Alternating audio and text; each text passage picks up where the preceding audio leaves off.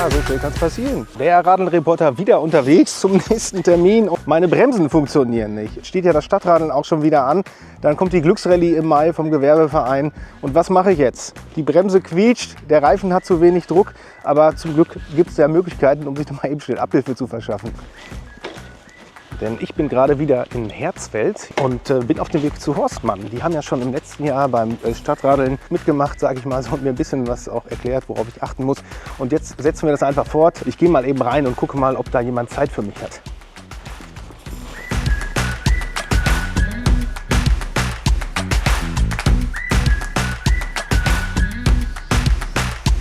Beim Frühjahrscheck ist halt wichtig, einfach einmal das Fahrrad im Ganzen zu sehen.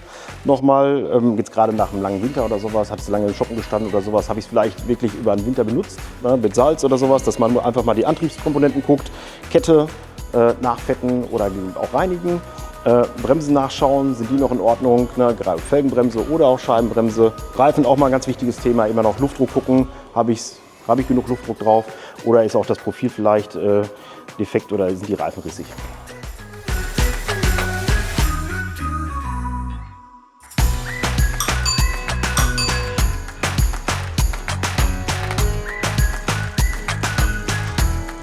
Die Bremsen quietschen deswegen, weil halt einfach der Verschleiß zu hoch ist. Das heißt, die Bremsbeläge sind mehr oder weniger nicht mehr vorhanden und man schleift schon fast auf dem Trägermaterial. Das ist eine Stahlplatte und deswegen quietschen die Bremsen. Es ist halt einfach ein Verschleißartikel. Durch lange Nutzung bremst sich das runter, wie beim Auto auch. Also wir würden hier auf jeden Fall die Scheibe tauschen und die Beläge auswechseln und das Ganze neu anstellen, damit es dann nachher wieder schleiffrei läuft. Ich habe gesehen, ich müsste natürlich auch wieder ein bisschen mehr Fahrradputzmittel benutzen. Vielleicht gibt es da gleich auch noch einen Tipp von euch. Ja klar, da können wir euch gerne dazu beraten.